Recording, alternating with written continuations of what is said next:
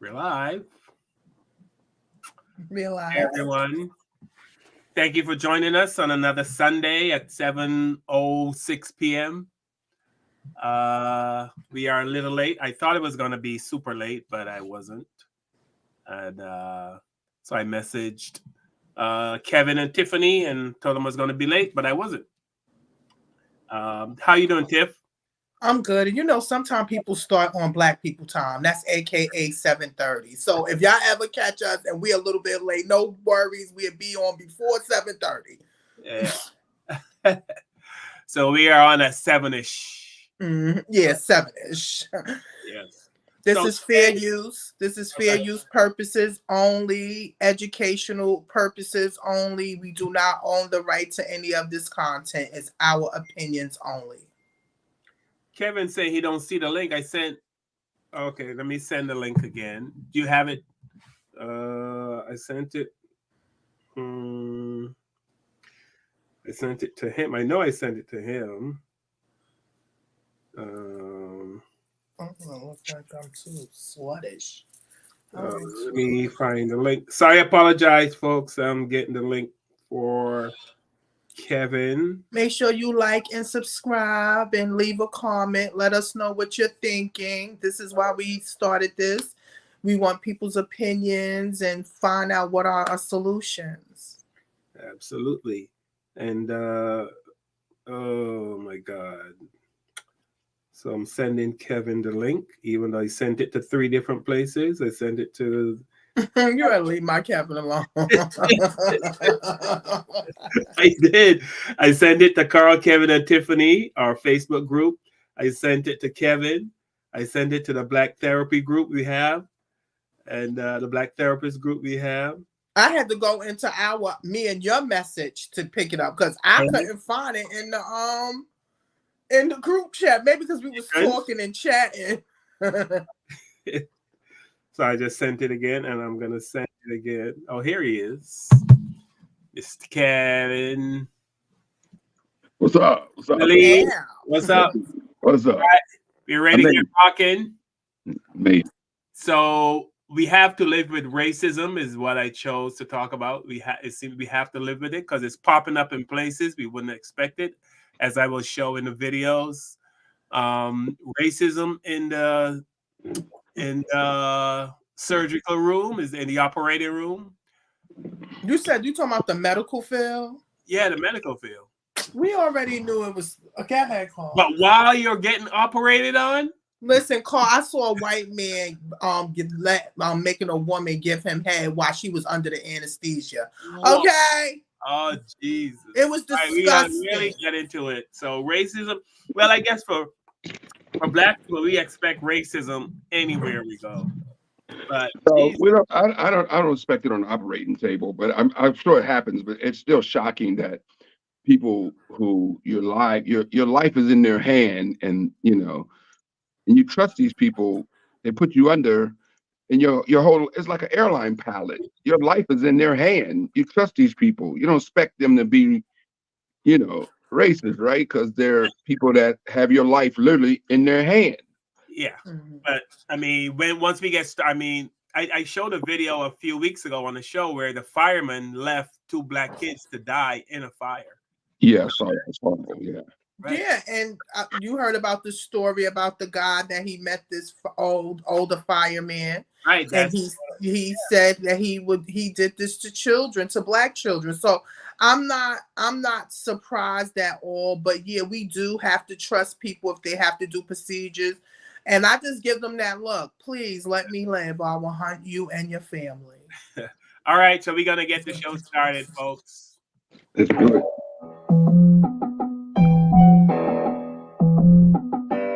with the knowledge you gain. Break away from the chains. We helping you grow. The Black Therapy Show. You be in a safe space dealing with the black trauma. We unpacking and inspecting all our baggage and drama. Cause we gotta unite. No more killing each other. It's time to see a new future for my sisters and brothers. You know, with Kevin, Carl, and Tiffany, you'll have an epiphany. We'll give you everything you need to handle the enemy. We be giving you empathy. We're gonna challenge you mentally. The right conversation so you grow exponentially. We built your penitentiaries, we built all your schools. Gave us brainwash education, just making us fools. Hatred was what we got in exchange for love. No more manipulation from my God above. It's Carl, Kevin, and Tiffany. Now welcome to the Black Therapy Show. Let's go.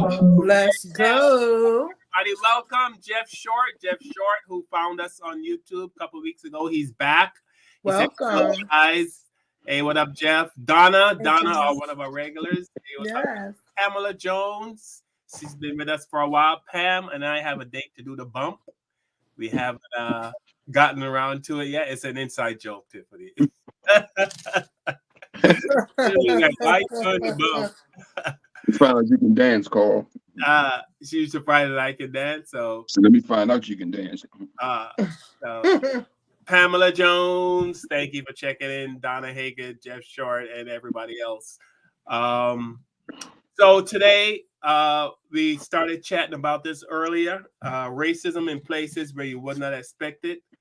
But as Tiffany said, we should expect it, right, Tiffany? Anywhere you go.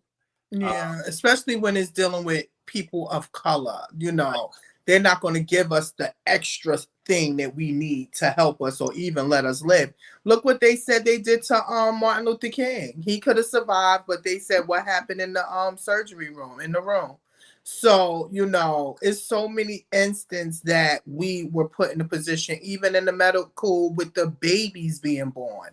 You know, they said a lot of women are dying, you know, after having their children because they don't think anything is wrong with them. So I'm not surprised. You just got to be on top of it, on top of your doctors, your physicians, and show them that you care and you are serious. Because if you act like you don't care, they're not going to care about you. You know, one of the problems, I think, and even after 400 years, 500 years of slavery or however, and, you know, 500 years of being treated like you're not human, I still think some Black people cannot believe the level of hatred some people have for us. We just can't believe it. We just can't believe. You know what? Let me show a couple of videos because this. Well, I don't know if it's going to blow your mind, but it just kind of brings it to the forefront, I guess. So check out this guy. Okay, quick story that has me literally shaking right now. So for context, I drive trucks and I stop at this Denny's to grab a coffee because I'm addicted to caffeine. I went in there to get my coffee to go and then I walked to the bathroom, but as I'm walking to the bathroom, it's this old guy sitting to the left with about 12 people that's celebrating his 89th birthday. I got a call from my dispatcher and he was like, yo, you can chill, no rush, they're not ready for the freight, so you can relax a little bit. Sat down, ordered some food, so now I'm sitting like across from the guy that's celebrating his birthday. Time goes by, I'm down there at the end of my meal and everybody that basically came to celebrate with him had left, so now it's just him and his wife. So as I get up to go wash my hands, I see him and I give him a smile. I'm like, happy birthday, young man, 89. That's a lot of memory to have. Here's the thing, I don't even know why I said that. He could have had Alzheimer's. I'm not even sure what I meant by that. Like, but that's what I said. And he said, well, thank you, young man. And he smiled and he kind of just stared at me and I just walked back there and washed my fucking hands. So I come back and his wife is gone. She's talking to some other lady that goes to the same church they do. And he sees me, he says, come here, come here, come here. And I said, yes. And he said, there are way too many things that I wish I could forget. And I said, yeah, man, you make it to damn near 100 years old. I'm pretty sure you got a handful of regrets. And he looked at me with the most serious look ever and said, you have no idea. Well, now I'm curious. Do tell. He said, you know, I used to be a firefighter through the 60s and 70s. I said, that's what's up. That's a very commendable job. And he said, yeah, it should be. He said the 60s and 70s was a different time in every way possible. You know that, right? And I'm just like, yeah, no shit.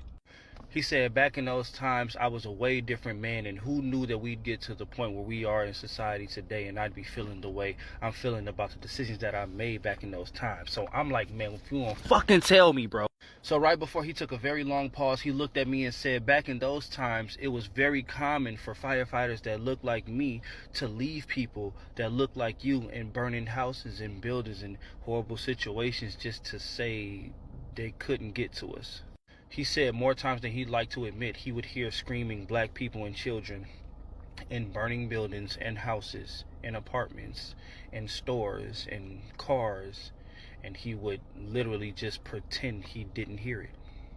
He said his last time doing it was when he made eye contact with the baby that he deliberately went into a building to save and deliberately didn't. And he said that was the last time he did it, and he quit that year. He said the nightmare still hasn't stopped. He still hasn't forgiven himself, and therapy helps, but it's still a living nightmare to have those memories.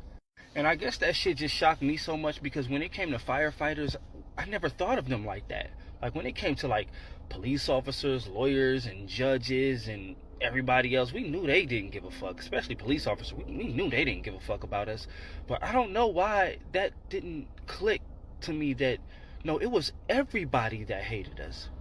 Everybody had a hand in deliberately making our lives worse. When I calmed down from being mad enough to want to pull the plug on his ass, I thought about it, and I was like, of course they did this. Of course they did this shit. Duh, like, why was I even shocked? Like, of course. But it is something that I cannot think about for too long, because that visual of you fake going to save somebody and not saving them because of the color of their skin and the entire 911 understanding because, oh yeah, you couldn't get Jamal, oh well, just another one gone. Like, that shit, I don't know.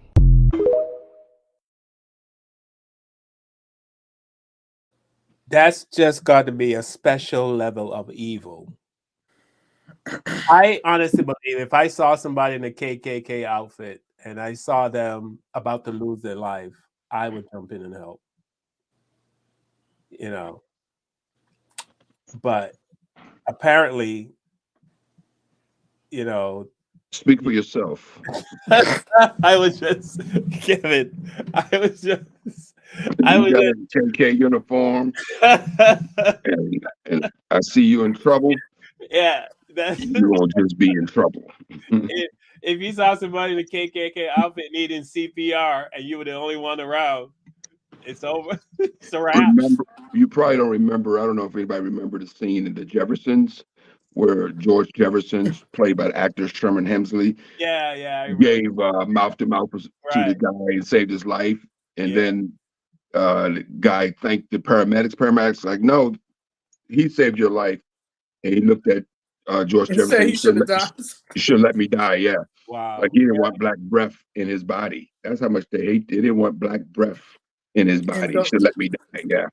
Yeah, and those would be the ones that will help you, the ones that you don't even want to help you. But just like the young man said, I'm gonna be honest with you, I never ever thought of, I always thought of firemen being non-prejudiced, you know, like they weren't prejudiced, they were just saving lives. But then you start and you think about it, they just started letting black men be firefighters. They wouldn't even let them in there.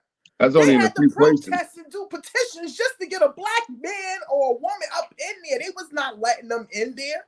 So now you like, you know what? They are telling the truth. And then remember, they always run by recovering KKKs. Now they changed their white cloth into a fireman outfit, into a police outfit, into a politician's outfit. You understand what I'm saying? It's like they just change clothes, but they still that person of being evil and being racist and being intimidated by black people when only thing we want to do is survive and feed our families. But I mean, but on us, why would we assume that just because a person put on a uniform that they changed their beliefs or they changed, you know what I mean? That's but I understand it. You would expect somebody that signed up to be a firefighter, they signed up to save lives. Right. You know what I mean? But you got to remember who we're talking about. We've all seen the pictures of lynchings, right? Where there's a black person hanging from a tree, and there's people partying, having coffee and cake, and having a good old time. The kids are playing Ring Around the Rosie underneath the tree while the person's hanging. These are the same people that now are lawyers, judges, they're doctors. I mean, there's a video I'm going to show, but this woman said she recorded doctors talking about her while she was on the operating table. This is a black woman.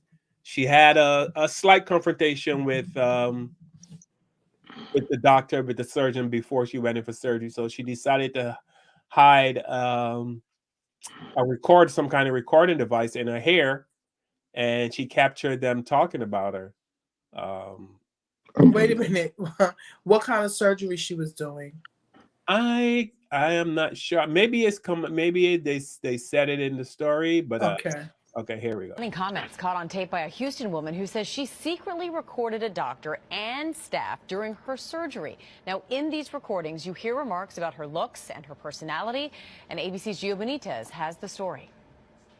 Listen carefully, because few ever hear this. She's a handful. Secret recordings a patient says she made from the operating room. Ethel Easter says she hid a recorder in her hair extensions before going under the knife for a hernia operation. Easter says the hospital workers made disparaging comments about her body.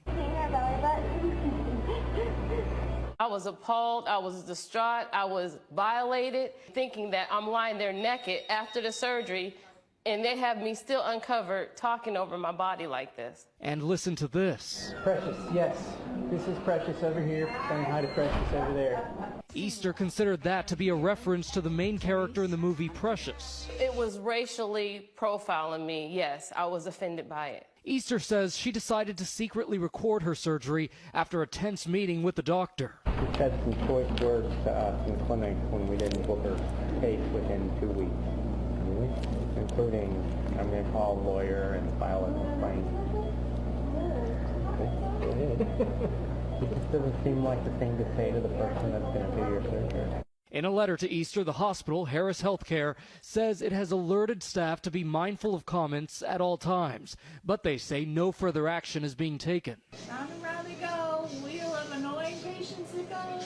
In a separate incident, a Virginia anesthesiologist is paying the price after a man going in for a routine colonoscopy accidentally left his iPhone recording during the procedure, capturing this while knocked out. And really, after 5 minutes of talking to you in pre-op, I wanted to punch you in the face and man you up a little. A judge ruling the doctor in that case needs to pay $500,000. A judge ruling the doctor in that case needs to pay $500,000.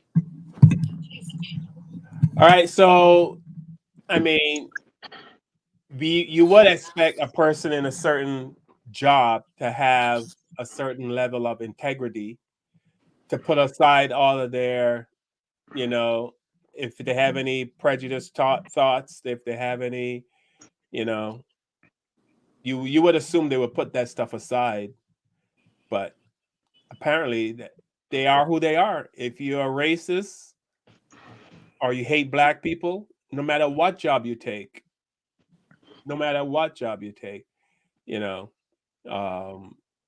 that's who you're going to be. They don't got good client services and patient services, and the whole staff should be sued. Somebody should have said, no, be quiet, we are working. You understand? Or whoever was the head surgeon should have stopped them as soon as possible. But it sounded like it was the head surgeon. I didn't get to get all the words, but the point is the lady was still awake. What I'm learning is some of these anesthesias, they don't go all the way through. You understand? Yeah, you might be numb, but you conscious to what's going on. So somebody didn't check to see if she was out. She was out, but she recorded it. She recorded it. Oh, see, and that's extra worse like I said, you know, they do have people that can hear, because I done heard cases like that too, where they heard the doctors talking about them. You understand? But for this to where she recorded them and had a secret recording and heard this, now that's off. That's a little different. That's a little different too. And don't think they're gonna probably fight it and say, well, why you had an equipment or a piece of foam or anything in there when it could do something to the machines. You know, they're gonna probably try to fight against that, but they was out of order. They shouldn't have been talking about her like isn't that. this more reason why Black people need to have our own stuff? We need our own hospitals. We need our own, you know what I mean? Like Dr. Umar always says, we need hospitals. We need our own hospitals. We need our own schools. We need our own supermarkets. We need our own banks. If we did all that, we wouldn't have to be dealing with, well, we will still have to deal with, but not as much. No, But we wouldn't have to deal with, but we would have to deal with the red tape of it all. Because remember, we still got to get through the man to be able to get these things, to open up these businesses or anything. I was just watching Star, and he mentioned something to this effect of, do you think that we need to go back to being segregated? You know, we did better. You know, everybody was happy in their own little way. We just had to deal with, we couldn't go in their places. We had more of everything. As you said, we had our own schools. We had our own supermarkets. We had our own medical thing, because they did not want us nowhere near their property, near their businesses. They thought that we were disgusting. So what we did, we created something and made it better. And when we made it better, what did they do? They tore it down. And this is why people are really probably scared to really do a Black town again, because it's out there. We can do it. We just need to shut up and go and do it, instead of being online with the money in our hand like this. Like, can you hear me, money? Can you hear me? You know, it's like, for real. wow. Dee Dee from YouTube. What's up, Dee Dee? She said, they used a rookie in training to give me an epidural. He stuck the needle from top to bottom, torturing me on purpose. Then the doc came in to do it right. Next, the convo of Hitler. I don't quite understand the last. Well, but apparently a rookie doctor or whoever. She was pregnant. She must have had an epidural or something in her back. Yeah. Mhm. But you know, they do it just to be mean, you know. No, I don't think they did it to be mean. They did it because they knew that she's like a guinea pig. They use us as guinea pigs. And you want to hear something? What's her name? Not Jenny Jones, Ricky Lake. She did a documentary called The Baby Making Business. And it's on Netflix if it's still up there. And she talked about how they will put them shots in their back, them epidurals, which they really don't need them. They put it in their back because that makes the baby stress that they have to immediately cut them out. It's a part of money. They make money off of surgeries. Instead of you sitting there and you allowing the woman to do it naturally. First of all, we don't even supposed to be laying down while we doing it, having a baby. We supposed to be slightly standing up and pulling down, okay? They doing everything so different so they can make money off of our pain. Yeah, well, I mean, until we get our own, and I know Tiffany say, and we talk about this all the time, whenever we put stuff up, they tear it down. We have our own stuff, they tear it down. We got to keep putting it back up, though, because, you know, we got to just keep getting better. We got to find smarter ways to get around whatever roadblocks, whatever hurdles they put up. We got to find ways around it. But we definitely need to start getting our own hospitals. I mean, they have the Jewish Memorial Hospital. They have the Asian hospital. Chinese have their own hospital. Indians have their own hospitals, you know. Who's going to fund it? We need people with money. Who's going to fund it? Because I don't got the funding. I'm about to put my Cash App up. I don't got the funding, okay? So who is going to fund it? We need people that have money that believes in Black hospitals, that believes in Black schools, supermarkets. And those is our local celebrities, and we already see what they doing with their money, getting their ass done and all this stuff done to their body and their lips. Nobody want to invest in the community. Nobody want to invest in Black people. Anybody see this story with Floyd Mayweather sent a plane full of stuff over to Israel? Is it Israel? Yeah. Yeah, he says. And Flint and Mississippi and all that, Jacksonville is suffering with needing pipes and water. Floyd Mayweather does nothing for the Black community, but he was quick to send his plane full of stuff over to We know crazy. who signs his checks. That's crazy. $50 million plane over to Israel. Yeah. But like Tiffany said, you know who signs his checks, right? Yeah. And that's probably why a lot of people are not talking, because they know who signed their checks and they can't say a daggone thing. And if they say something, they're going to lose their jobs, or they're going to lose their money, or they're going to lose their membership, or they're not going to fit in anymore. So you got a lot of people that's with their mouths closed. But that's not our beef anyway. As Carl always says on the show, how rich do you have to be to not be scared anymore, because like, oh no, these people are already filthy rich. They're never going to be broke. I mean, even Kanye West, who was on paper a billionaire until he kept running his mouth, and then they took his billionaire status away. And when they took his billionaire status away, he still was worth $600 million. Mm-hmm. So even $600 million, you're still not broke. He's not officially. Mm-hmm. I mean, he's not officially a billionaire anymore, but he's still worth $600 million. And he also got out all those contracts because of his AKA racial slurs. Yeah, that was like, saying, yeah, you don't have to pay us, just get out of here. Is $1 billion and $600 million, is there a big difference? I mean, in your lifestyle? I mean, if you got if you have $600 million in the bank, you probably can live like a billionaire. I mean, I'm just saying, billionaires is I'm saying, if you got $600 million, you shouldn't be afraid of nothing. If you're still a Black person, that money still ain't gonna matter. I don't care how much money you still the N-word to them.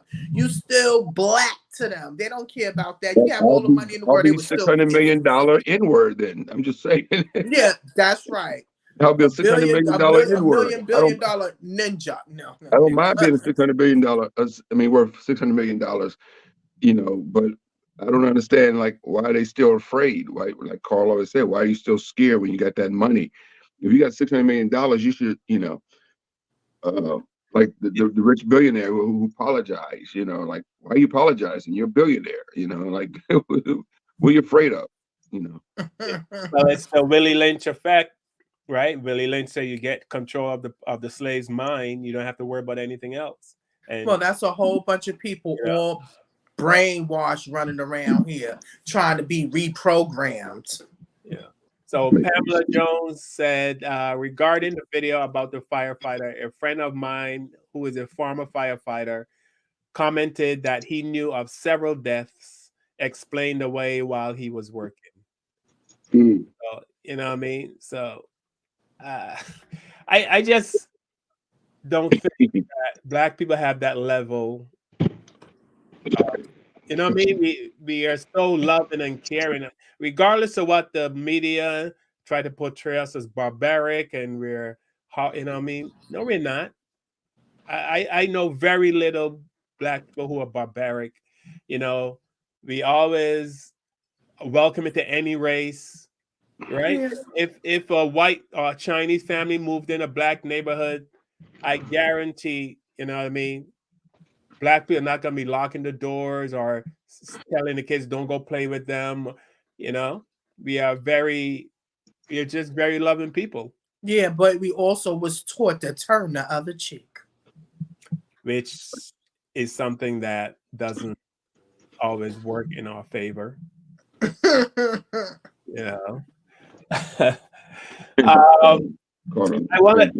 I know, Kevin, this was old news. Kevin, we wanted to talk about this last week, but we didn't get a chance because we had such a fabulous guest.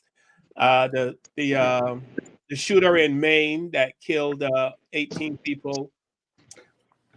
what I want to say about this, Kevin, is I think white people are too comfortable with crazy white people, right? They never seem to hold crazy white people accountable. They had all the warning signs in advance that this guy was a nutcase and had guns, and they didn't do anything. Now, somebody should be held responsible because 18 innocent people, including a 14-year-old boy, lost his life. You know, that 14-year-old boy lost his life, all They was because deaf people in there adults too. adults let him down. You know what I'm saying? Adults let that 14-year-old down. They allowed this psychopath to have high-powered rifles when they knew he was a psychopath. And the thing about that, Carl and Tiff, is they wouldn't allow us to do anything even close. Like we can't do it. Black people That's can't do it, domestic. So Yeah. I don't understand how, like Carl said, they're comfortable with these crazy people. Every mass shooter is the same thing comes out. Oh, we knew in advance that he was crazy. We knew there were warning signs. We knew all about it. Even this cat that slashed these college students a year ago up in where did he slash these people? Where did he kill these people at? The guy that went into the college house and killed the 4 people. Oh, it was a white guy. I know what you're talking about. Yeah, he went there and stabbed those girls to death, and the young boy with his girlfriend killed all these people. He got stopped by the police. Him and his dad. Remember, they got stopped by the police driving. That's after the murders. He was stopped by the police, and nothing happened to him. The same thing with the guy who killed the girl, the blonde chick that was recording their trip across country.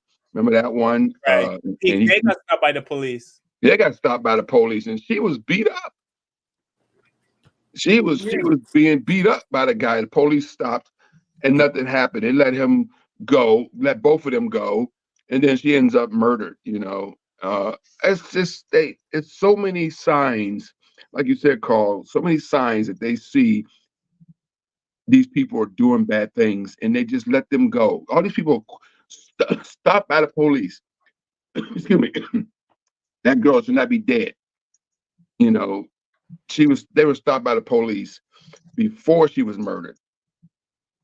And this guy in Maine, he said he was having psychotic episodes. He said he felt like hurting people. While he was a firearms instructor with the Army or the Marines or something like that. But he did express that he was not all right. Pamela Jones said you're talking about Idaho, Kevin, something in Idaho. Yeah, in Idaho. Yeah. The Idaho murders. Yes. They stopped that guy after the murders. They stopped that guy, and they still let him go. They didn't know it was him, but I'm saying they didn't even, it's just they all these close calls when police pull over white people that have done murders, and like I said, they pulled over the guy before he even killed his girlfriend. Suspect. The suspect is black. Yeah, they're not considered dangerous, right. To these people. And like these 18 people should not be dead. There was enough warning signs before the main shooting happened. Yeah, red flags. Yes. I mean, remember Ted Bundy? Didn't the police stop him several times before? Many times, yeah. Yeah. Yeah, because they're not the usual suspects. The guy that was eating people. Dahmer. The police went to his house. They're not usual suspects. And he just told them, "Hey, everything is okay." And let that boy go dead right up in there. Yeah, and they just left. But I can give you a perfect example. Like my house alarm went off. My neighbor's house alarm went off. I remember I saw the police pull up, and my neighbor came out and told the police, "Sorry, my fault, did something." And police said, "Okay," and drove away. About 6 or 7 months later, same thing happened in my house. Police showed up. I said, "Sorry, my son was punching in, numbers on the panel, on the keypad, and probably, I said, sorry." And the police said, "Well, who else is in the house?" I said, "Me," at the time, my wife, and my 2 sons. And the police said, "Well, I need everybody to come outside." We all had, and we had to show ID. Do y'all? Everybody had ID. My son at the time was probably like 4 or 5.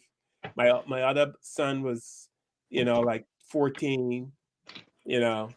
And we all had to come outside and show ID. So that's a part of their handbook. That's what I'm saying. It's like these white people are killing themselves because they're too comfortable with crazy white people. They're just too comfortable with it. They don't want to report them. They don't want to, The domestic terrorism. That's what it is. This domestic is here. And as soon as, like you said, it was a red flag, and they knew they should have checked it out. Most of the time, they put stuff up on Facebook or Instagram or TikTok. They have evidence, but they don't look them up because they're not the usual suspects. And he killed like 6 deaf people. Wow. So let's take this a little further, guys. So basically, America has a gun problem then, right? Because it's not a mental health problem. It's not because no other country, civilized country, and we're considered a civilized country here, that's debatable, but no other civilized country has these mass shootings. You don't see it in Canada. You don't see it in Australia. They don't have guns, right? They don't have guns. They have kniving. People get their ass knived up. Not on the level. People aren't killing each other on the level that people, even a place like Tokyo, if you Google the crime, when I was over in Japan doing some tours over there, and the guy that was taking the comedians around, picking us up from a hotel and taking us out to the bases for the shows and stuff, we're entertaining the troops. He was like, all the crime over here in Tokyo is done by Americans. It's like the Americans are over, like, we don't have any crime over here. The crime is basically the Americans over here come down must to be the white Americans, black people, we gonna drunk and like the murder rate is like in a city like Tokyo is like not even a dozen people a year. Something crazy like that. Like, wow, that's ridiculous. Mm-hmm. Like so it's America. It is America and our love for guns and the culture of it, the culture of America. I was working with a comedian. Culture.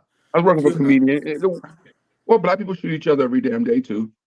Yeah, but we didn't have access to guns like that. No, we didn't, but we do now because we shoot each other every day. We shouldn't have it now, but I'm just saying we didn't wake up and we manufacture guns. We had no gun factory in the hood. You're absolutely right. I had a comedian that was opening my show in Florida last month, and he did a routine on stage, and he goes, "Hey, how do people love guns?" And the whole crowd roared. Right? Yeah. It was women. Everybody just I'm like sitting in the back of the room going, he did it every night for 5 shows. It was part of his routine. I don't remember the joke he went into, but how do they like guns? And everybody in the audience would roar of approval that they like guns. I'm sitting there going, I was just stunned because as I looked around the room at the reaction, it was women applauding this too. Like they love guns in Florida. Like why are we so in love with guns? I don't get it. I don't get it. Yeah. No, I get it. I just saw like a woman and her whole family, like white family, and they was having a gun party. Everybody had pink guns, they had guns, cookies, cream, all of that. But as soon as we have a gun party or we want to do something for our children and teach them how to shoot guns, oh, they terrorists, they trying to kill us all. See, that's what I'm saying. I don't understand why it's good for them, but it's not good for us. Well, Dr. Joy DeGruy said it in one of her seminars. White people, and we all know this, white people are afraid of black people.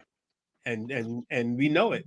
Mm-hmm. There's a fear of us. So no matter what we do, it makes them scared. I was in line at Home Depot yesterday, and this white guy bumped the back of my shoe with his cart. Ooh. It wasn't a big bump. It was just a little tap. Some things hurt, Carl. But I turned around, you know what I mean? And he was like, "Oh, I'm so sorry. I'm so sorry. I'm so sorry. I'm so sorry." And he just kept saying, "I'm so sorry. I'm so sorry." I'm like, dude, just relax. Like, you know what I mean? Like, hey, Carl, you're a scary looking dude, man. I mean, man, if I was running to you in the alley, boy, woo. Some glasses on. What in the fuck is you doing? Let me read a couple. Scooby D2 from YouTube. What's up, Scooby? He said, I know it's not perhaps a popular opinion, and I realize it's more often the other way around.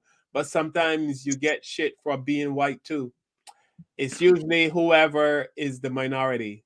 Yeah, there's some truth to that. And bizarrely, often the folks that do that hate racism and refuse to acknowledge that it's being racist.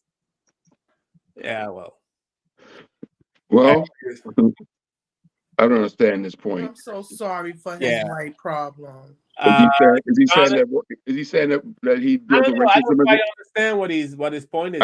He said he got white problems too. I got 99 problems, but a white problem ain't one. Listen, he got skin protection. I'm sorry you going through it, but you're gonna be all right, baby. You're what they said, a shower away from a manager's job. But no, we get it. Sometimes people feel they get insulted because listen, I heard the interracial couples have the most drama. They said people be giving them the looks and stuff because I know I'm doing. I'll be like, what are you doing? We gotta talk about that one sometime. Yeah, we definitely have to talk about interracial relationships. I don't have a problem with it. Yeah. Well, you know the problem is. Let's talk about it now, damn it. The thing about interracial relationships is, and when black women make that face when they see a black man with a white woman, if that black man was by himself, you would not want him. That's what I don't get. You would not want him. But listen, but if she got him, I do look him up and down. You have a problem. So if I looked him up and down. You know, my problem is with it is every time you see a white guy with a black lady, she is a fine ass black woman. Yes. And every time you see a black guy with a white girl, she's not so fine. Or like she's fine ass black. White with fine ass, unless you have money. If you're an athlete or somebody like that, then you're gonna have a fine white girl. But most of the times I see white men. I never see a white man with an ugly black girl. No. I never see a black woman. I hate to say it. I'm just saying, unattractive is the proper word I should say. I'm sorry. I never see a white guy walking with a black woman that's not like, most white guys that date black women, they're like top tier. You know what I'm saying? They're hot. They're like, you're like, damn, like one of them type of girls. But or black from men, the when you islands, see or black from men, the West Indies or Africa, don't get that twisted either. Black men, every time you see a black man, 99% of the times with white girls, she's not that desirable. Or she's trying to be black. Because I done saw it. Not that desirable. And those type, I know who you talk about, those types too. They're not that desirable either. So, yeah. And I don't know why that trend is. I don't know, like, black men aren't going to date ugly black women. I mean, white men aren't going to date ugly black girls, but black men date white girls who aren't that attractive. I see it all the time. They just want something white. I think Damon Wayans did a bit about that. About black. Or they probably think they're gonna get a free nigga pass. It ain't gonna happen. I would say this to me though. It seems to me when you see a black man with a white woman, there's a little bit more pep in his step. His head is like tilted a little higher. You know what I mean? Because it ain't nothing like some brown sugar. No, I'm saying, you know what I mean? So I guess, I don't know. Listen, but as a whole, I think most people date who, even though I know there are black men who specifically go after white women, I definitely know that. But specifically goes after them, like that's their goal is to go after. Yes. Yeah, some men are just attractive to white women. I have a friend who dates nothing but white women. He's not, and I have a black comedian friend who has never dated a white girl. He's a white boy, never dated a white girl. All of his girlfriends have been sisters. Yeah, he like chocolate in his milk. Yes, he does. He does. Yeah, but I'm not sleeping with the beep beep beep. It's nothing like a black man. I don't trust women that mess with white men either. I don't trust them. And let me tell you something. Sometimes Listen, love is love. I give it to her, but that's not my cup of tea. But you can't really, you don't know who you're gonna meet and when you're gonna meet them or who you're gonna fall in Kevin, love I'm with. not messing with no white man. I'm not What's talking wrong about with you. I'm just saying that people meet people that you never know who you're gonna meet that gonna have, you know what I'm saying? No, I don't know what you're saying. Well, So okay. Tiffany is saying if I meet a woman and she's white and we hit it off, we get along great, she has a great sense of humor, we having great laughs all day, we going out, we're having fun, we're having a good time, you know, we connect on every level, you know what I mean? Great chemistry together. But she's white. I gotta cut it off. You know what? Sorry, you're great, and you're everything I want in a woman. Stop, Carl. But that's what you're saying. You're saying no, I'm not saying that. That's to you. I what want you're you to saying. enjoy yourself, and you like light-skinned women anyway. So you get ahead, you get ahead and you enjoy her, but don't bring no white woman to my cookout because it's not going to happen. That's what I'm saying. That's what you're saying. That's what you have the same philosophy as Dr. Umar Johnson, right? Yeah, I'm not messing around with no snow bunnies. His attitude is, I don't care how great she is. You have your loyalty should be to the black woman. So when you I'm sorry. So you should be loyal to a black woman that doesn't treat you good, or you can be loyal to a black man that doesn't treat you good. As long as you can't be loyal to a white woman or a white spouse that treats you good. I'm not being loyal to nobody that's not treating me well. I don't care what color you are. I'm just saying. So Tiffany would just keep looking for that special black man, even if yes, he's wonderful. I'm calling out to you. Yeah. Come, baby. No. So Tiffany, and I'm still single, and because I'm waiting for the great black hope. You and Dr. Umar. Listen, we got so many colors of us. You know, you don't have to have a completely Karen or complete Ken. There's too many of us out here all mixed and beautiful. You don't think a black woman can understand, like when a black man comes home and he's had a day of dealing with all the races? Oh no, a white woman would never understand. She can't understand, she can't understand her man. No, no, that's how I feel. Listen, that's my personal feeling. I don't think a white man will ever understand my feel as being a black woman. And I would never understand him as being a white man because I only understand black men.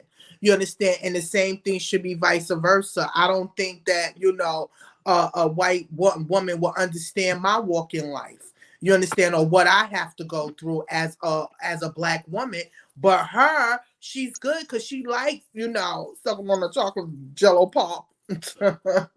Who's the basketball coach that and is he African, the one that cheated on Nina? Nduke, or whatever his name is. I think he's from somewhere else. The people from other countries love mixing with the whites. The West Indies, they love messing with them because remember, y'all blacks is a little bit more calmer than the black ones in the we are different kind of black. We black. Yeah, but let me where he messed up at. He went and slept with the top Mormon. He slept with the Mormon, the people that own the team. He slept with the Mormon's wife. That's why they was mad. And then the husband snitched on him. He was the one that snitched on him. He was mad. He was like, this bitch done slept with this black man named Oduka. That marriage. And Nia Long is beautiful. People don't think that beautiful women can get beautiful. Beautiful doesn't mean fun to live with. Right, because everything that glitter ain't gold. It doesn't mean great in bed either. Absolutely. Word, she could be a pillow princess. Like, absolutely. Right. Come do your business, mister. Tiffany said a pillow princess. Come do your business, mister. Need long to step up her bedroom game. She should have twerked it out. That white lady was probably like, she's doing something right. She was doing something.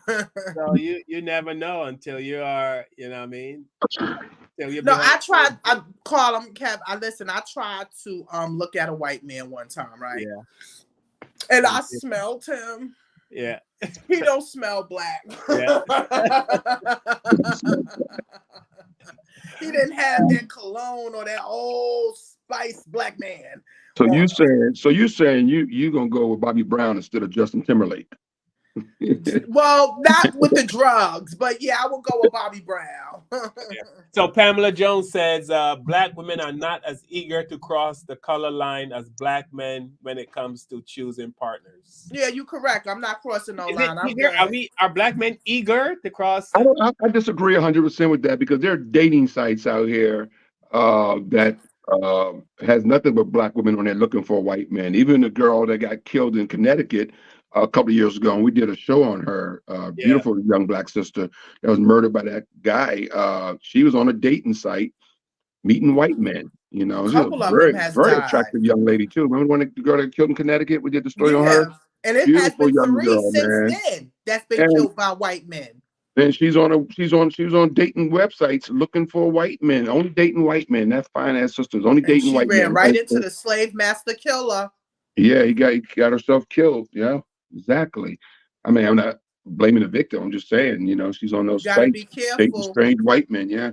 Got herself killed, man. So yeah, what a shame. What a shame. White is not always right. You understand what I'm saying? You gotta, and the same thing with black, not all, but because you got some black killers out there, Asian killers. You know, you got all different type of killers, but you have to be extra on point, especially when it's coming down to black beautiful women. Right. So Pamela Jones, we are not eager to date white women, but it does seem like they're eager, though. I mean. I'm not eager, but I don't know if it's. I honestly, I'm not even sure what it is, but I don't know if eager is the right word. Eager is not the right word. There's something going on there. I don't know. Do we get along easily with white women? They're more submissive, maybe a little bit more quieter. They're not so sassy. They don't carry the black woman. I'll tell you. I'll say this, and this is just from my experience. I'm not making anything up. You slept with the white lady. I have. This is my experience. I find that white women are a lot more friendlier in the beginning. But I don't know if it's because, and this is my experience. Like they'll talk to me, they'll say hi first, or they'll strike up a conversation. You know what I mean? Yeah. And you know what I mean? And they strike up a conversation. Now I'm thinking, and this is the honest truth, I'm thinking, okay, she's afraid and she's just trying to be nice to me so I don't attack her. Or that's my thought process. The reason I don't think she's hitting on me, I don't think she likes me, I don't think she's looking to take this any further. I just think the reason she's being nice and talking to me and smiling is because she's scared. That's probably not true, Carl. I think white women are a lot of them are attracted to black men. You know, it's a mixture. I think it's a percentage. Yeah, I think a lot of them are attracted to black men. They love that black chocolate pudding pop. I mean, I meet a lot of white women, you know, especially in my travels as an entertainer, you know, that they be throwing it at you, huh? I have white women flirt me in front of their husbands sometimes. It's very uncomfortable. Alcohol is an amazing thing. Their husband probably will pay you. Hey, I've been offered. I believe it. I done saw it. read the book, page 34. Okay, Scooby. Apparently, Scooby is in the UK. Scooby says, "How do y'all feel about Pakistanis?" I ask because in the UK, that section of society probably faces the most racism because they're the darkest, probably. He said they face the most. It's by and large racism's last stronghold. So the Pakistanis in England apparently are, you know, dealing. Well, I don't think they're being killed the way we are being killed here in the U.S. Racism is everywhere. Racism everywhere. It's horrible. Been to Europe and have experienced racism. I have friends in Europe that has experienced racism. So yeah, I mean, there's racism everywhere, you know, on all levels. I was shocked when I was in Sweden and found out the black people in Sweden I forgot the word they call them, but the word they called is the same as calling people the N-word, but it's Yeah, another something word. derogatory. Yeah, yeah. And I was shocked. I'm like, really? Racism?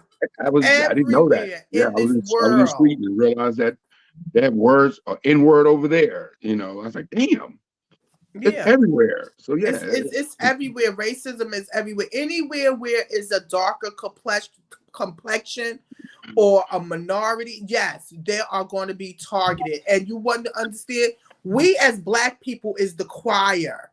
You understand? We done been hearing it, going through it. So when we see other people go through it, we have empathy and sympathy for other human beings. But you want to hear something? Most of these other people from other countries, they don't have empathy and sympathy for us. Because I know I just saw some Black people, I don't know if they was trying to support the Palestinians, you know, in Chicago, but the Palestinians started throwing firecrackers at the Black Israelites. You know, I know the Black Israelites get on my nerves sometimes, but I'm not gonna be throwing nothing at they ass. How about if people was trying to support you? So that made me say, you know what? Sometimes you just gotta let things be and let them happen the way it's supposed to happen, because racism is all over the place. Just like we have people white on white crime, they fighting against each other. Just like we have black on black crime, they got white on white crime. We see that's going on in the other countries now. You know, and it's just like, what can we do? And it's horrible. You just gotta stand strong, stand for your children and try to fight it, you know, so you can get that peace, because our ancestors fought for us to get the peace that we got here. Okay? Yeah. Because them dogs and them water hoses was ridiculous. Okay, so Pamela Jones said, okay, maybe eager wasn't the right word. Maybe willing. She said willing. Black men are willing would have been a better choice. Yeah, they be willing to get articles written on the subject. It had been articles written. Yeah. Yeah. Yeah, I mean, I think most men go. First of all, most men are shy and a fear. Not every man approaches a woman. There's so many men that see women they like and they would not dare approach a woman. Mm-hmm. But if a woman approaches you first, you know what I mean? The color don't even matter then, because all you know is, oh man, a woman's interested in me. Yeah, it's about the environment too. Yeah, America as being the racist fabric that it is. Interracial porn is the most watched porn in America. It is. Don't ask me how I know this. Don't ask me how I know this, by the way. I just read an article. I'm kind of guilty. No, but it's true. Interracial pornography is the #1 watched porn in America. And you want to hear something really sad? The most watched porn in the world is child pornography. Wow. Oh, that's horrible. Yeah, it's very horrible. That lets you know it's a lot of disgusting, nasty pedos running around here. Yes, exactly. That is a true fact. You can Google that yourself. But yeah, interracial porn is up there. It's like one of the highest downloaded watched porns in the, you know, so yeah, for a place to be so racist, people love watching mixed colors bang each other. And and don't ask me how I know this, but as white men like to see black men bang their wife. Oh, well, that's a norm. I know that. That's a norm? Yeah, that's a norm. Yeah, and what I have saw in my lifetime and what I have crossed paths with, yeah, I done saw it and I couldn't believe it. Read the book, page 34. I'm not but you want to hear something? If it was 60 years ago, a black man couldn't even look at a white woman without either getting killed or hung. Almost 60, 70 years ago. So that's what it is then, Tip. That's probably why interracial dating is so big now. Like when I grew up in Maryland, I grew up in the state of Maryland. Hagerstown, Maryland was like a place. I'm just naming this city. It's Hagerstown, Maryland was an all-white city. And it was mostly, I guess, racist people there, right? And just a white area. And we knew when we would go to Hagerstown, we were dealing with racism, but the state prison was there. So a lot of black people had to go there to visit their loved ones. Right? This is a true story. But now, today, Hagerstown, Maryland, which is about, I guess, 40 miles north of DC, is one of the most populated interracial places you can find. And I think the reason is because all of those young girls were told to stay away from black men by their racist parents, went out and got black men. It is when you go to Hagerstown, Maryland now, all you see is interracial couples all over the place, you know.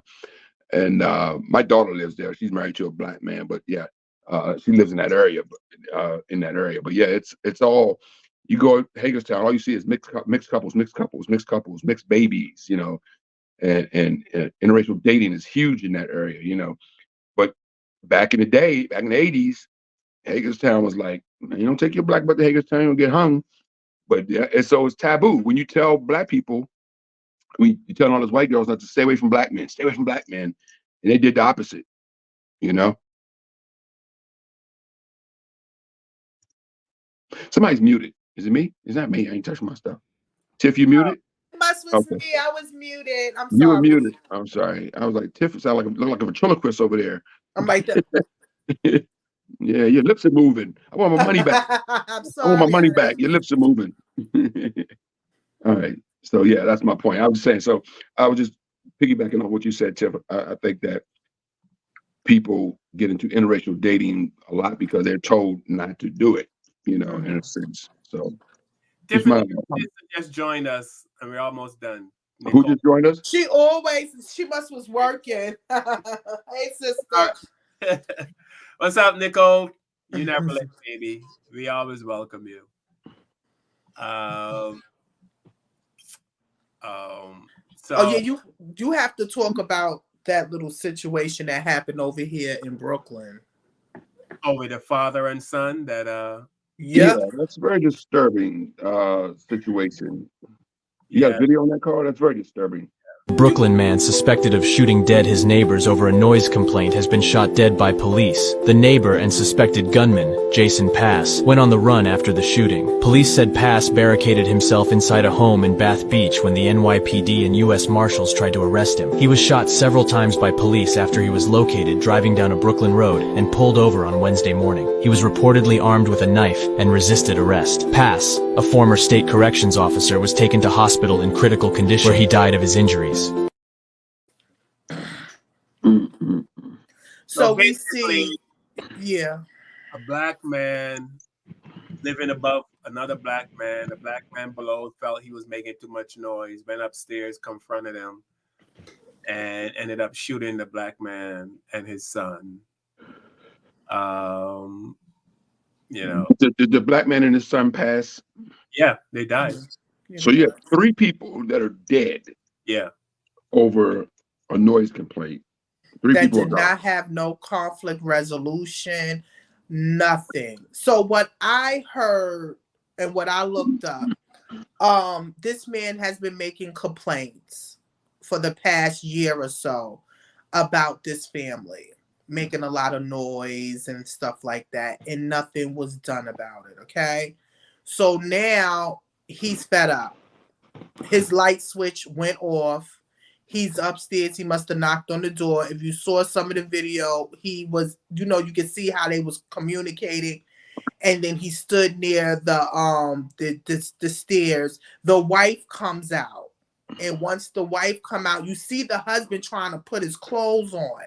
And then the husband come out and he has the scissor to his neck. Okay? It's something that I'm hearing a lot of hood dudes talk about.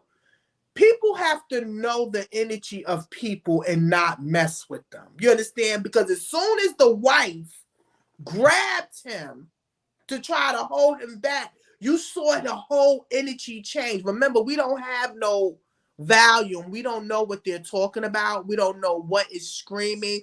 But the energy when the wife went to go grab him to move him back, and he was upset, and then all of a sudden, that's when you saw the man wound up pulling out and he shot him.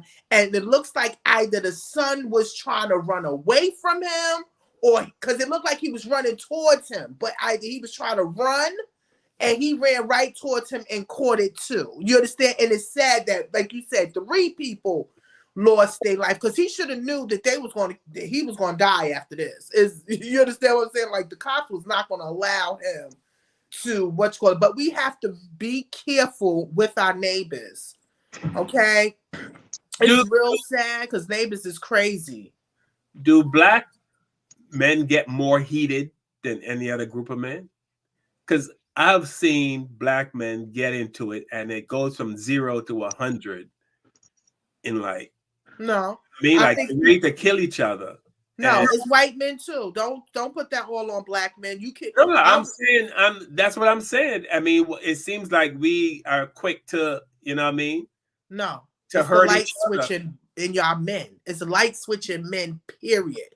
When y'all are fed up, what I have learned in watching different crime stories, when that light switch go off, y'all done. Y'all finished. Y'all better run. Anybody better take off because y'all done. Your asses is done.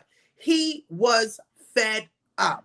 He was fed up. He was done. Are you that fed up that you're willing to take a boy's life and then lose your own life though? Like at the end of the day, is it worth it? Like now you're gone. You're in a grave or a cemetery or morgue or wherever. I mean, all of that over some noise. I mean, it still makes no sense to me. Like it goes back to what I said earlier about Americans.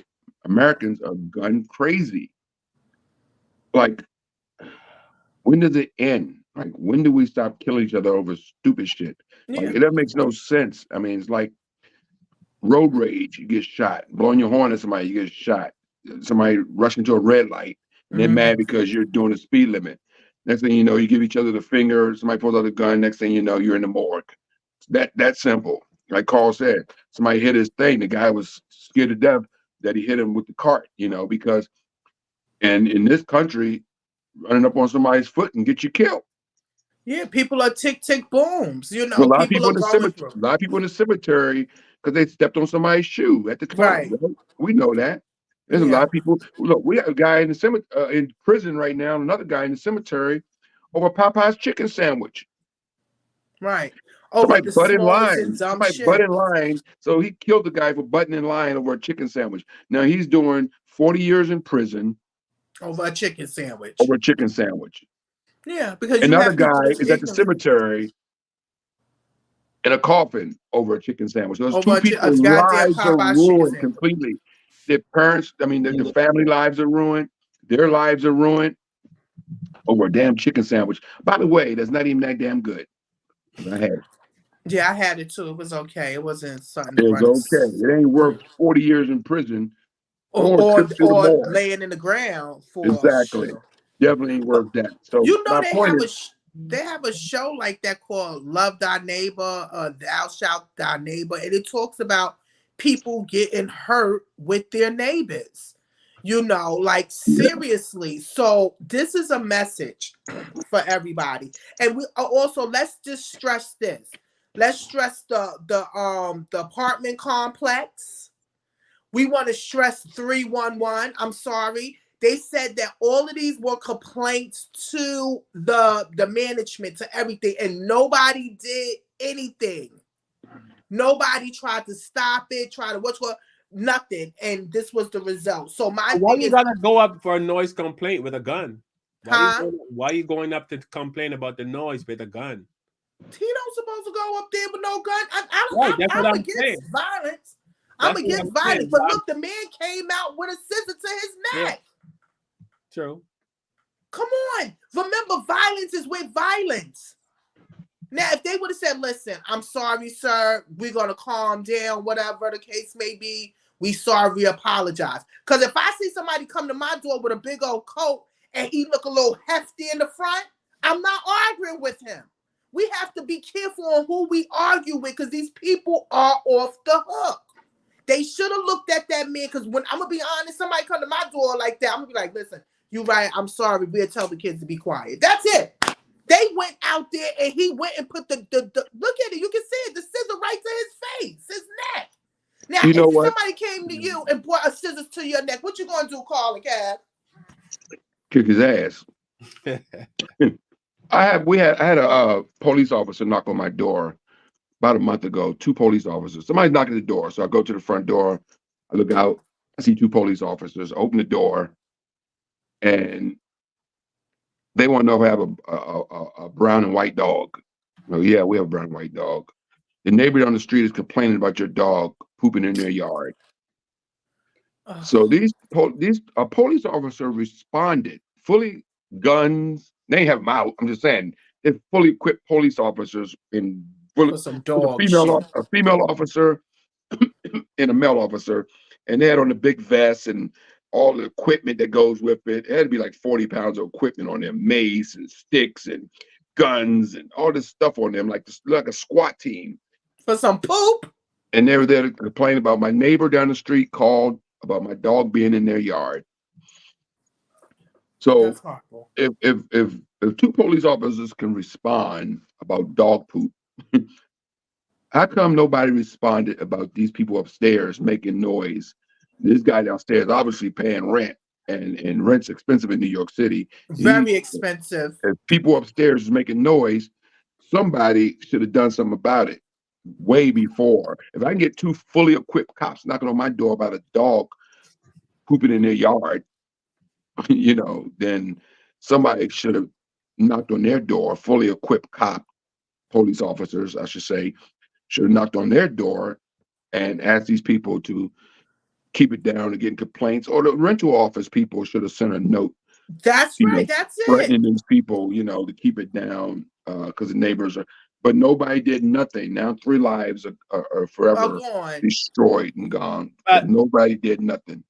Isn't one of the, and that's what I was saying earlier, and I know I said black men because that's who I'm around, but I see a lot of, I mean, I've been out and just see black people start to go at each other, like, you know what I mean? And you hear, I don't give a fuck, I go to jail, I don't give a fuck, I go to jail. Like, why did you have to take it to that level? If that guy came up because of the noise, why does it have to get to that level of anger where you feel like you got to kill somebody? You know what I mean? I know Tiffany talks a lot about mental health. Isn't that something there about the mentality of a person that feels someone needs to die? Because, you know what I mean? Why does it go to that level of anger? I don't think that first of all, like you said, he had a gun. I don't think he went up there and said, I'm getting ready to kill both of them right now. Because he didn't go to the door, and as soon as they opened the door and popped them all. You understand what I'm saying? He took a gun, so he took a gun too.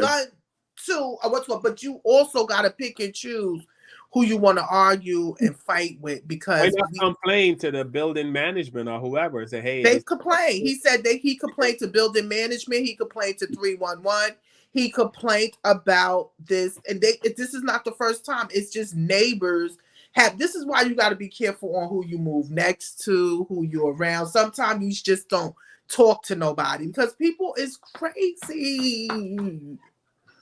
People are crazy. People are crazy. I'm telling my sister, went through a situation like that with, like you said, with some poop.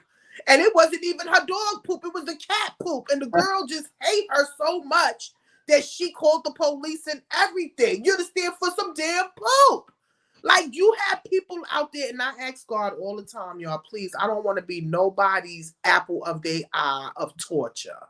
You understand? You don't want nobody to choose you, to harass you, to bother you, because that's not a good feeling. I have been there. It's not a good feeling. You just want to live your life and do what you have to do. Like you said, date management or somebody should have handled this, and this could have been avoided. 2 parties, they could have been able to have a conflict resolution to at least calm this down. But if you bring a knife to a scissor to a gunfight, we see what happened. All 3 of them went down, and it's sad because now they got all these families have to bury these men because of the choices that they make. And I hope that people out there look and see and learn from your lesson. Learn from this lesson. Please do not do this at home. Crazy, crazy, crazy world we live in. America done crazy once again. We're gun crazy. We're gun-loving society. Gun crazy. Everybody has a gun. Everybody wants to shoot them up. Nobody wants, as John Witherspoon once said in the movie, nobody wants to fight anymore with their fists. Everybody's afraid of getting head up or ass shut up whooping. no more. Everybody's afraid of an ass whooping, That's it. Everybody's afraid of an ass whooping. No, you're afraid to lose. You're afraid that if you went like this with somebody, he's gonna get the best of you. And if he gets the best of you, you can't live with that. So you're gonna go get a gun, come back and shoot him. That's how one of my friends died. He had a head up or shut up with somebody. The guy that lost wound up coming back and killing him. And he had to do almost 25 years in jail for that. Was it all worth it? No, it wasn't. Why you say take the ass whooping and go home? All right, that dude just whipped my ass. He went. He got the best of me. You know, I mean, it don't make no sense. He got the best of me. Everybody gets beat. You know, Mike Tyson got his ass whooped, right? Everybody gets their ass whooped eventually, right? So I'm just saying, go get a gun and come back. It's just because you got beat up. It makes no sense, man. All right, we're gonna wrap it up, and today I'm gonna wrap it up. I think a lot of this, we're gonna wrap it up with some fun and some music from the 70s that I think maybe if some of the music was still around, maybe we might have a whole different attitude. Making love music. You know, I'm thinking, you know how public television every year they have they bring back the oldies. They bring back, you know. I love the oldies. I can't imagine what they're gonna bring back. Can you imagine Cardi B in 40, 50 years? Yeah, or Superman that whole. Can you imagine? You know what I mean? I just thought that was hilarious to picture Cardi B at 70 years old, you know, twerking all the hits, doing WAP, money, doing WAP at 70. Music is horrible today. Yeah. Horrible. So there's a brother who's playing tennis, and apparently he's taking the tennis world by storm, and he's kind of funny, but I guess he's really good. And they said he's blacking up the tennis. he's blackening up the tennis. But he's funny and he's good. And so we're gonna go out on a fun laugh. Yes, Sounds good. Sounds good. With some good music and then a couple of laughs. Ooh, child, things are gonna get easier. Ooh, child, things will get brighter. Ooh, child, things are gonna get easier. Ooh, child, things will get brighter.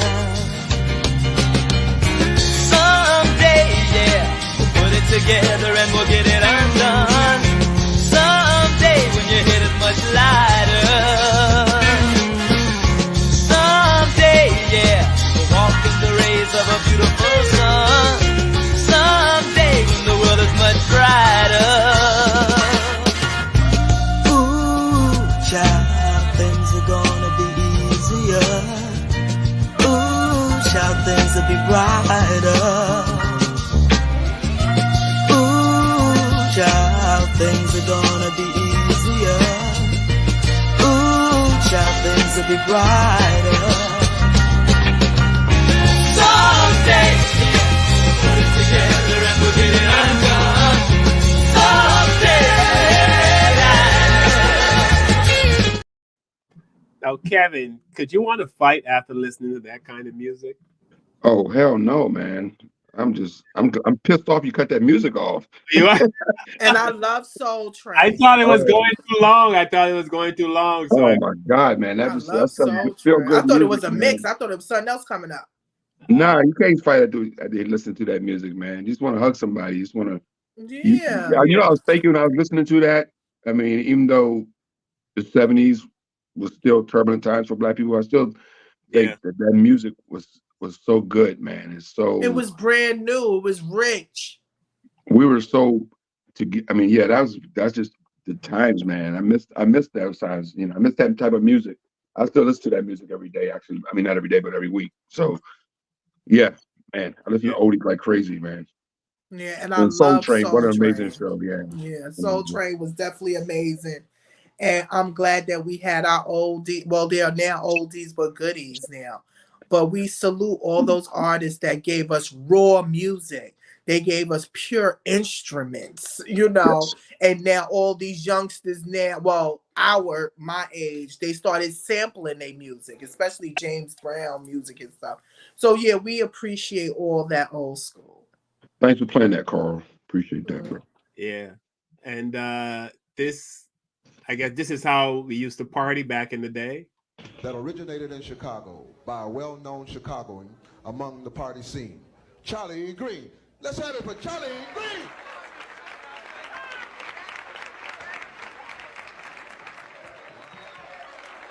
All right, let's strike it up.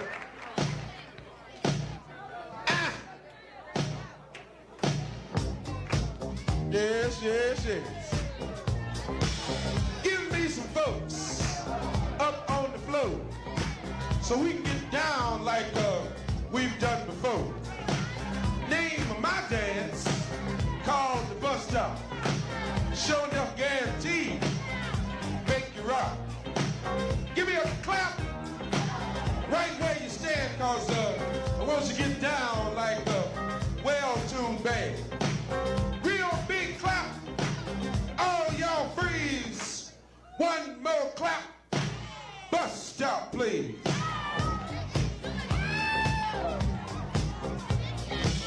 Real big clap. Everybody shout.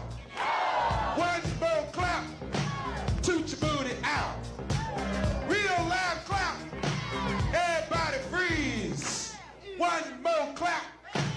Bus stop, please.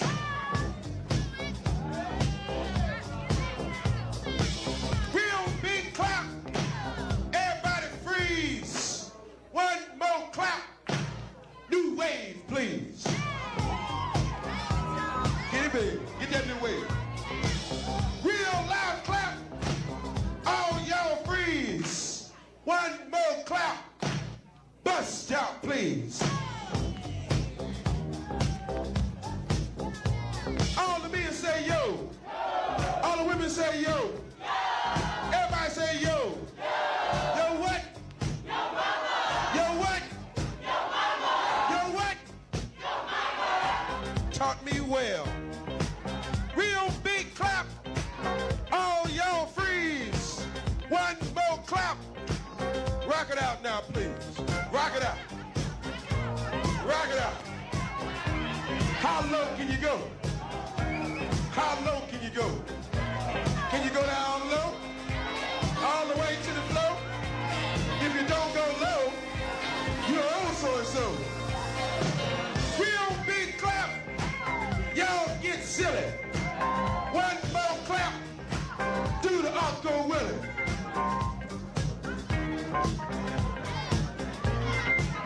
Real big clap.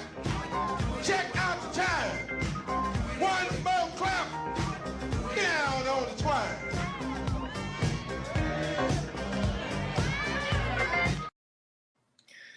You know, that must was done in the 70s. That's that old school line dance. You see me was like, clap. You saw I was going down to the grill. I was Wouldn't that look like fun? I mean, like, you know, that was Black people know how to make a line dance or a Soul Train line quick fast. That was amazing. That was amazing to watch. Yeah, man. Yeah, you know. Yeah, I'm doing my birthday on our show, so y'all better get ready. All right. Yeah. You know it falls on a Sunday. All right. So this guy is the new tennis sensation that's making all the white people mad. All black tennis make them mad. I've been sleeping under a rock because this black man has niggified the sport of tennis, and I love it. Who is he? My God, look at this dude. Get your stupid ass back over here. I'm not going there. And I'm dancing, and I'm dancing. This man know how to piss white folks off at Wimbledon. Look at this dude. No look. He never looked. Shaggy, get your ass down. I'm not even over there. Look at that. Hit him with the Magic Johnson. Wow, look at this. Watch this. Whop backhand. Don't go backhand. Don't go backhand. LeBron. Hit him with the LeBron. Come on, man. Get that man his own logo. Get that man his own logo. This man know how to piss white people off. Millie whopping. Come on. Don't stop. Oh, no. You making a mockery of this game. I'm walking on sunshine. Yeah. Okay, I've been sleeping under a rock because this black man has. Yeah, he said I'm walking on sunshine. Right? You know the white people are pissed off. Because he is playing that game, he's having fun, and he's dancing with it. You know, tennis is a conservative game. Brother, the guy said he niggified the tennis. He's niggified. Joe, you see how he's doing? And he must learn how to back slap from his mama because he was like, I was like, that's a back slap. That's hilarious. Yeah, that was cute. And where is he from? Is he from America? I don't know. I gotta find out who he is and where he's from, and you know what I mean. Yeah, because he's having fun in everything. I want to thank everyone for joining us tonight. Thanks, Pamela Jones, Scooby from the UK. I'm not gonna get everyone, so please forgive me. Highly favored. Thank you so much for checking in. Nicole Coates, you were late, but we love you anyway. My sister. Donna, thank you for checking in. Hey, good. Edie, thank you for checking in, and all the folks who checked in. Thank you, guys. From all over, we appreciate you. Please like, subscribe, and share. All right. Thank you. So, Kevin, anything you learned or you want to share before we take off tonight? I didn't learn shit. No, I'm just kidding. I didn't learn nothing. Nah, man. A good show, guys. Now, it's just thanks for the lighthearted stuff. We need to do that more often, man. Because these shows are so heavy, man. It feels good to see black people having fun like that. Yeah. And not being, and you know, I'm watching that video of them in there dancing, and I'm thinking, all those people are probably gone now, you know, most likely, you know, but they were so young and youthful and having a good time. But then, you know, back in those days, that was that club they go to and get their party on. But when they left up out of there, they had to go back into the world and face, you know, all the things that we talk about on this show on a regular basis, you know. But but that was just a good thing, man, because people, you know, I remember my mom and them used to go to clubs like that, you know, and party and drink and do their thing, and you know, and they don't have that no more. We don't have that no more. Black people don't have that unity no more. You go to clubs now, you know, like, you know, people have clubs now. Jay-Z has a club, and all these people have these clubs now, and they're all high tech, and you gotta, you know, have on $1 million outfit to get in, and it costs your arm and a leg to get in, and the drinks are super expensive, and nobody is partying together because everybody's there just showboating and on outfits and everything. You know, we don't have that anymore. Like what you showed on that video with the brother leading the dance group, and you know, everybody just getting together. We just don't have that no more. They out there, but it's not a lot. They're in small towns though, like maybe small towns in North Carolina or small towns, you know, different places and stuff like that. They're not, you know, like they used to be, man. So, but then, you know, violence started happening. We started shooting each other at these clubs and stuff like that. So yeah, but no, man, I wish things can go back sometimes to the way it used to be. More simpler life. I love music. Today's music is absolutely horrible. I miss those days where just music is great, but thank God we got YouTube and TikTok and all these things where we can just watch these videos and cut this music on anytime we want to. It's at our fingertips right now because we have cell phones and tablets. We can listen to it anytime we want to. Because when I get in my car, man, I don't listen to nothing. I don't even cut the radio on. I go straight to my playlist. You know, I ain't trying to hit no. I mean, you know, this is not our music. We salute the young artists, but this is not our music. Right. Yeah, Tiffany, anything you learned you want to share? Racism ain't going nowhere. It's in the DNA and the blood of America. We just have to know how to work around it and be there for our family, you know. Also, conflict resolution. Please, people, we have to be on point. We have to see certain fights we can't fight. We can't deal with certain people you just can't mess with. You got to pick and choose, because if you don't make the right choice, that will be your life, you know.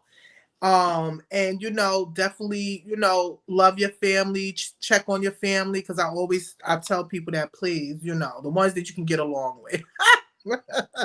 But other than that, thank you all for coming out. Remember, this is fair use, educational purposes. We love you. Like and subscribe and check us out next week. Well, may I add, along with racism not going anywhere, guns aren't going anywhere either. So You said what? Guns ain't going away Oh either. no, they make too much Guns money and off of racism guns. are in a close tie of love for this country.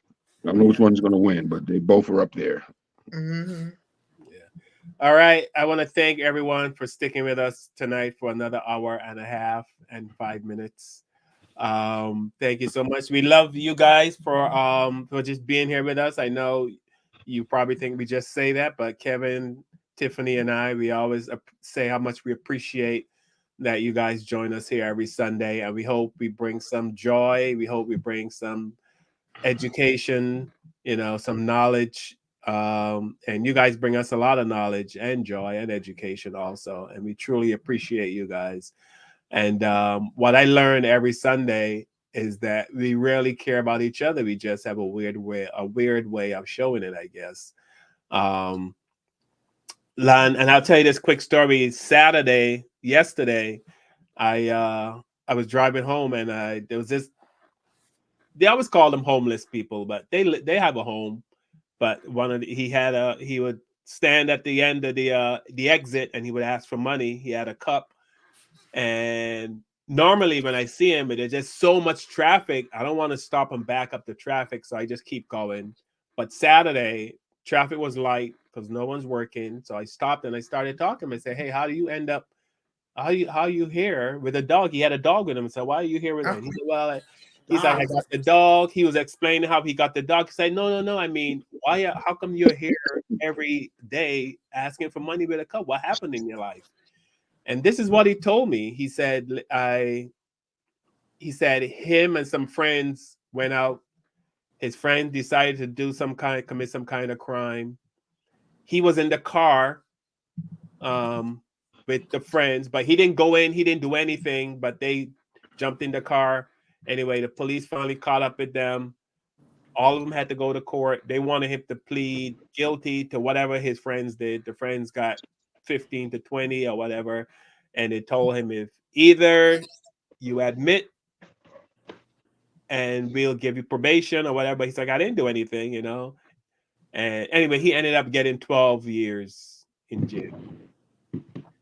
And he was an orphan, so he said he didn't have any family to begin with. So when he came out, he didn't have any family, and he's just been going from shelter to shelter,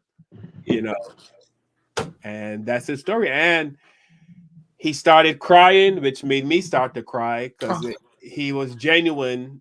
Sometimes you talk to homeless people or you talk to people who are begging, and you can tell you're full of shit. You just want money for drugs. But he was genuine. He didn't seem like he was inebriated. He didn't seem like he was under the influence or anything. He was just a straight up guy. A bad life. Yeah. And he said, man, he said, no one's ever asked me how I end up here. No one's ever asked me that. Wow. So I say all that to say, just take a few minutes out of your day to talk to people. Some people might be rude, and I know sometimes that's a turn off. You might say, you know what, I'm not talking to anyone ever again because one person's rude. But no, that one person might be having a bad day or whatever. But don't let that discourage you, because people are people, and we all have feelings. We all want love. I don't care who you are. You need love. You need a hug. I was telling a friend of mine about, and she said, maybe he needed a hug. Mm-hmm. Yeah, he probably did. Hey, Carl, let me find out this guy living in your crib.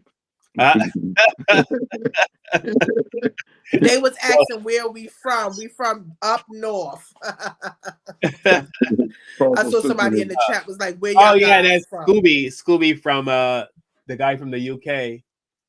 Yeah, we from New York, America. Yeah, Scooby. We are in New York. Well, I'm in Connecticut, Tiffany, and Connecticut is getting a big KKK presence, which I'm not happy about, but what can I do about it? Well, Connecticut is a Commonwealth state, so you can't I really. I didn't know that. Wow, that's crazy. You didn't know that? I didn't know they. Wow, I didn't know. Connecticut, KKK. Yeah, wow. Yeah, Connecticut is. That's a private Commonwealth state. That's where a lot of them come from. Yeah. All right, folks. Thank you so much again. We love you. We love you. Love you. Kevin, Tiffany, you guys know I love you very much and I appreciate you guys so much. We will see you next Sunday. We'll be here. Yes. I'm going to see Dr. Umar on November 30th. Okay, that's good. Make sure you snatch him up because we need him on your show because I don't know how other people was able to get him on the show and stuff. So we need to get him on the show. I told you got to pay him $500. That's okay. Shout out to Michael. We want to say thank you again for coming out. Yes. We appreciate you. Michael wants to come. He's going to come back. We're going to have him back again because the subject that we really wanted to talk about. We never really got to talk about. Yeah, you know how Carl do his programming. Yes. Yeah. All right, guys. All right, everybody. Bye. Peace and love. See y'all next week.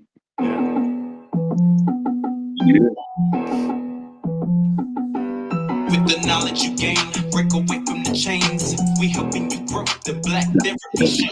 You be in a safe space, dealing with the black trauma. We unpacking and inspecting all our baggage and drama. Cause we gotta unite, no more killing each other. It's time to see a new future for my sisters and brothers. You know it, Kevin, Carl, and Tiffany. You'll have an epiphany. We'll give you everything you need to handle the enemy. We'll be giving you empathy. We're gonna challenge you mentally. The right conversation so you grow exponentially. We built your penitentiaries, we built all your schools. Gave us brainwash education, just making us fools. Hatred was what we got in exchange for love. No more manipulation from my God up above. No, it's Carl, Kevin, and Tiffany. Now welcome to the Black Therapy Show.